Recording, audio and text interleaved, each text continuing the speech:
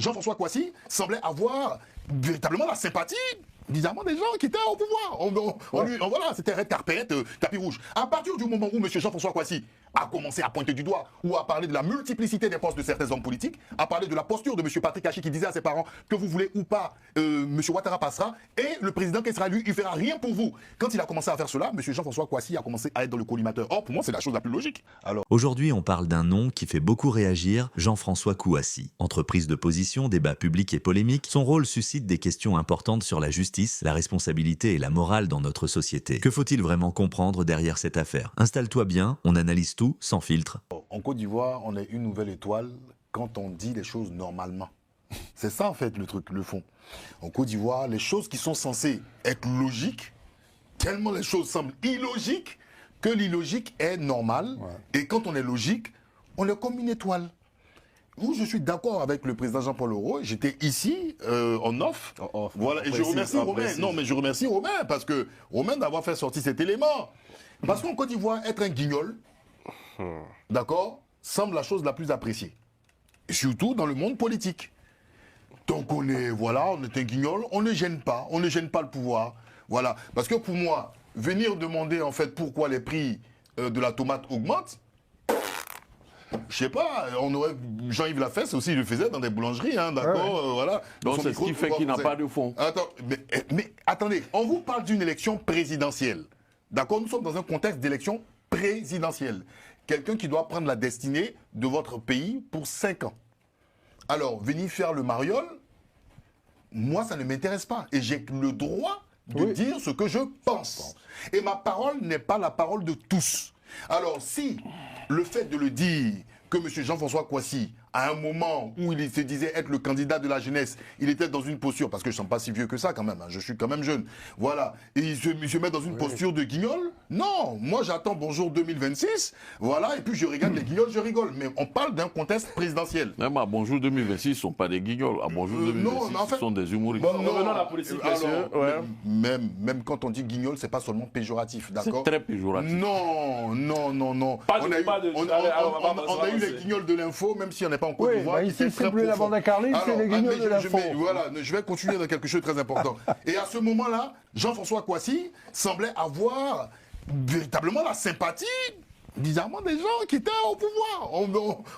Voilà, c'était red carpet, tapis rouge. À partir du moment où M. Jean-François Kouassi a commencé à pointer du doigt ou à parler de la multiplicité des postes de certains hommes politiques, à parler de la posture de M. Patrick Hachi qui disait à ses parents que vous voulez ou pas, M. Ouattara passera, et le président qui sera lui, il fera rien pour vous. Quand il a commencé à faire cela, M. Jean-François Kouassi a commencé à être dans le collimateur. Or, pour moi, c'est la chose la plus logique. Et c'est ce que nous semblons faire ici, pour certains en tout cas. Voilà, de critiquer ce qui n'est pas normal. Mais il faut avoir l'honnêteté de dire, tiens, ce monsieur-là, à un moment, je pensais qu'il fut un guignol. Mais je vois qu'il dit des choses qui me semblent normales. Il n'y a pas de honte à avoir à cela. Donc on voit M. Jean-François Kouassi qui quitte dans un contexte qui est complètement comique et va aborder des points qui sont sérieux. Mais bravo. Et je passe à partir de M. Jean-François Kouassi et je vais rebondir sur ce que Jean-Yves disait. Parce que Jean-Yves a dit quelque chose. Est-ce que c'est parce que M. Jean-François Kouassi n'a certainement pas la paternité ou le paternalisme d'accord d'un parti politique fort tel que le PDCI-RDA ou le PPACI, que M. Jean-François Kouassi aujourd'hui a une certaine adhésion où la justice semble plus ou moins clémente. Mais c'est quand même grave. Bah ouais. Deux poids, deux mesures. Non, mais c'est quand même grave. Non, je ne dis pas que c'est une affirmation, c'est une analyse de Jean-Yves. Mais c'est quand même grave. Ce qui veut dire en Côte d'Ivoire que moi, aujourd'hui, si M. Jean-François Kouassi m'inspire et je quitte, d'accord, mon rôle d'observateur et je vais sur le terrain, hein, j'espère aller sur le terrain avec quelques garanties quand même. Et puis, je me sens proche. Voilà. Je me sens proche dans les idées du PDCI-RDA. D'accord? Le fait de pouvoir politiquement m'exprimer, le fait de me sentir plus ou moins proche du PDCI-RDA, je suis voué à être condamné plus facilement. Plus lourdement. Non, plus facilement. Mais c'est quand même grave. On a la liberté de se sentir proche des idées du RHDP, du PPACI ou du PDCI-RDA. Ce n'est mentionné aucunement, même dans le test juridique de la Côte d'Ivoire et même dans la Constitution de la Côte d'Ivoire. Donc vous voyez, on frise le ridicule. C'est-à-dire, on se dit, même se sentir proche ou même peut-être admirer un homme politique peut être une épée de Damoclès en Côte d'Ivoire. Et ça, c'est ce que je disais. L'illogique devient logique en Côte d'Ivoire et la logique devient un exploit en Côte d'Ivoire. Sinon, M. Jean-François Kouassi, il s'exprime comme tout jeune, d'accord, dans un pays où on dit la démocratie fonctionne. Donc, il n'y a rien d'extraordinaire. Et aujourd'hui, s'il devient cette aiguille dans cette botte de foin ivoirienne, il faut qu'on se pose véritablement des questions. Et les jeunes en Côte d'Ivoire, pour finir là, on en marre. D'accord, sur cette judiciarisation de la parole.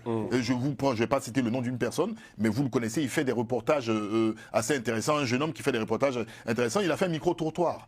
Et vous voyez la plupart des étudiants, quelles que soient d'accord leurs origines, qu'ils soient du nord ou du sud, ils disent que la parole est judiciarisée en Côte d'Ivoire. Et je pense qu'il faut pointer du doigt cela, parce que la liberté d'expression, elle est importante. On ne va pas venir nous sortir des arguments du genre, oui, au temps de Gbagbo, quand on parlait, on se retrouvait sous des ponts. Si on se retrouvait sous des ponts, à chaque moment on ouvrait la bouche, je pense que c'est des millions d'Ivoiriens qui allaient se trouver sous des ponts. Donc il faut véritablement pointer du doigt. Et Jean-François Kouassi, c'est du pain béni, mais on verra son objectif.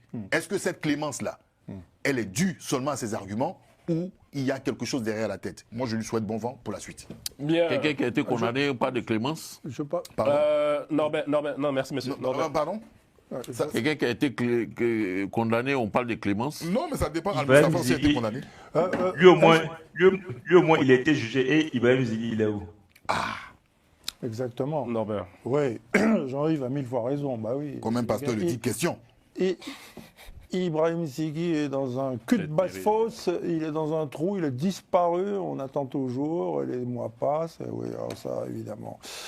Non, il y a une vraie disproportionnalité en ce qui concerne les peines. Et réjouissez-vous un peu qu'il soit libéré ou pas? Oui. Oui, non, bien.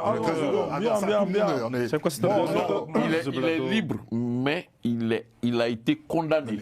Ça veut dire qu'il a été condamné à 15 jours d'emprisonnement. Comme il a déjà épuisé ces 15 jours. Non, mais au moins il est dehors, il retrouve sa famille. Oui, mais c'est plus important. C'est ce que je Enfin, si on fait référence à ceux qui sont déjà en prison, qui ne sont pas jugés, la clémence aurait été qu'il soit relaxé. Non, mais attendez, non, il y a aussi une autre conséquence, c'est qu'il a pris du sursis. Ça veut dire que pendant les 8 mois qui viennent, il ne va pas pouvoir refaire ce qu'il a fait, sinon il va en prison.